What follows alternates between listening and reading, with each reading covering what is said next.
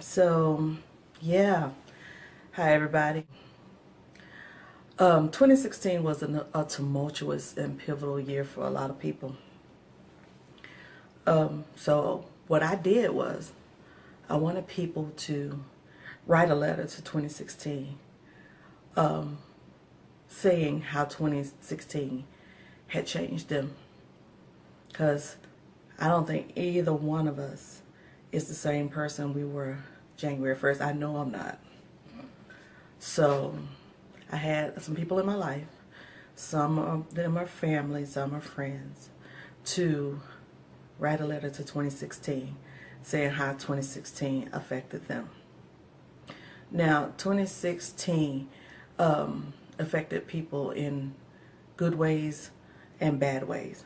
So there might be a lot, no, there's not might be, there is a lot of foul language on this video, including some from yours truly, because I really went through it this year. So if you have delicate ears, you might not want to listen to this video or look at it. But anyway, these are some of the letters that people wrote to 2016.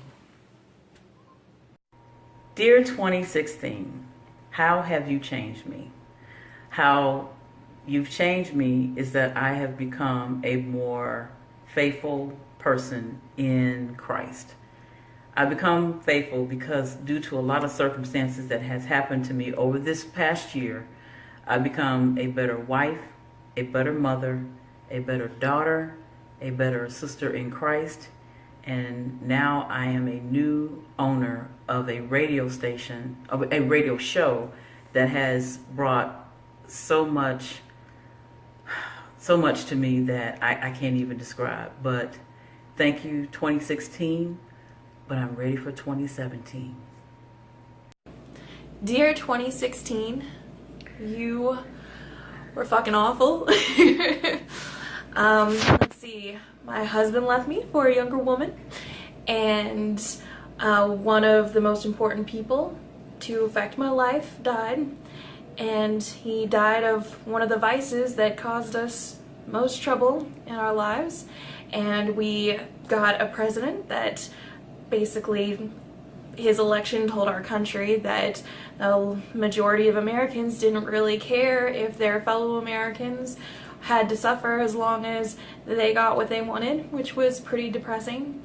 And then there's the Dakota Access Pipeline that we have our Amerindian brothers and sisters, and it's their land, and the white residents were able to refuse a pipeline that the Amerindian residents were shot with rubber bullets and gas to try to force them to do it. And the only time that we actually backed off was when the veterans came forward to come protect them.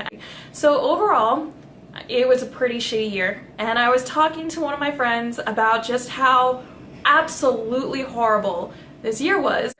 And she said, I love 2016. And I was like, what was wrong with you? How could you like 2016? I mean, David Bowie, Alan Rickman, Shepard Book, though there will never be a reboot of Firefly because these people died. And she said, because, you were lost to me. I never saw you. I never heard from you. You were in this toxic relationship, and now we're hanging out today with my relationship. Maybe it just wasn't really where I was supposed to be, and I have been able to be so much more involved with my friendships. And I mean, thank God these people are still there for me after years of me being closeted away. And I respect my job more. I appreciate it so much more, and I have found this just overwhelming fondness for all of my coworkers. I went out to party with them, and it was so much fun. And as far as the whole political climate, I don't really see how that has much of a good spin, but at least the conversation is out there, because for a long time people have said, racism is over, all that stuff is just in people's heads, and liberals and their echo chamber, whatever nonsense. But because of this election where half the nation said, we don't care that our president mocked a disabled person. We don't care that our president said that Mexicans were, drug pushers and rapists. We don't care that our president says he has enough money so he can grab women. Like, that just says this isn't in our heads. Like, these are issues and they need to be solved and talked about. So yeah, 2016 was shite, but maybe it will be the door to better, more important things. Hey, I'm Antoine Johnson, and this is my letter to 2016. 2016. Things you have taught me this year are plenty. This year, one of the things that I'm taking into 2017 is to never give up. No matter how hard things may seem in life, one thing you can never do is give up. That's one of the lessons that I'm taking into 2017, that with everything I have, I'm going to fight for what I want, I'm going to fight for what I believe, and I'm going to fight for those that I love. I promise not to give up in 2017. Another lesson that I'm choosing to take with me into 2017 is to be positive. If you walk into your situation being positive, then can't nothing take away from what you're doing, even if you didn't succeed in what you was trying to achieve. If you're being positive about the situation, it's progress. So that's another thing that I'm walking into 2017 with. And the third thing that I truly choose to apply to my life from this point on is to live out my dreams. When I started Mission 180, I was depending on everyone else to support my dream. But God didn't give you my vision. He gave me my vision. So I can't depend on you or anyone else to live out the dream that God has given me. I have to live it out on my own.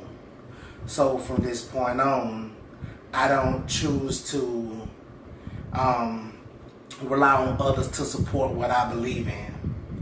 I rely on me to push forward with what God has given me, and I'm trusting God to provide the resources to do the things that need to be done. This year, an obstacle I had to overcome, the first big obstacle I had to overcome was my father's death. May 29th, I received a call from my brother telling me I need to hurry up and get back to Atlanta, letting me know that my dad was in the hospital. At this time, don't nobody know anything about what's going on. They just know that an officer came to the house and told us we need to get to the hospital. So as I'm driving down 155 to get to the hospital, I received another call from my brother, and you can hear it in his voice that something was really wrong. And I found out that my dad had died. From this, I'll take with me the fact of being a man. My dad used to always preach to us about standing on our own feet, being our own man. That's a lesson that I'm gonna take with me. I'm gonna continue to be a man and stand on my own feet. Life dealt me a sour hand in the beginning. I had a lot of things going wrong, but now, in honor of my dad, I decided to do things right. And from this point on, I'm gonna be my own man. I'm gonna stand on my own 2 feet. I'm gonna make sure that my 2 boys know how to be a man as well. They're gonna be out here being able to lead in a good way, doing the things that a positive black role model should be doing. But 2016, you wasn't horrible, and with the hand that you dealt me in 2016, I overcome, and I'm looking forward to 2017 being even better than this year. Thank you, 2016. Dear 2016, I am out here at Lenox Square Mall with friends, and 2016 has been a pretty, just gratuitously appalling year for me. And, you know, as of next week, I'll have been on this planet for 26 years. And quite a few of those years I don't remember or barely remember, but I don't think I've ever had a run of bad luck and misfortune that has just been this relentless, this gratuitous, this overt. And what has been keeping me going over the past few months is A, the knowledge that it could be worse, and B, the hope that this experience is setting me up for success, that I will learn something, or I will learn lessons from this year that I will be able to draw from later on. And, you know, I can look back 10, 20, 50 years from now and say, you know, that 8 months in 2016 when I was 25 years old and I had dropped out of law school and I was unemployed, taught me things that helped me get where I am now. It's taken a toll on my confidence, my self-esteem, and I have never been more worried, not merely about myself, but about about my country, because of, you know, Donald Trump becoming president of the United States. Dear 2016, bye-bye and good riddance.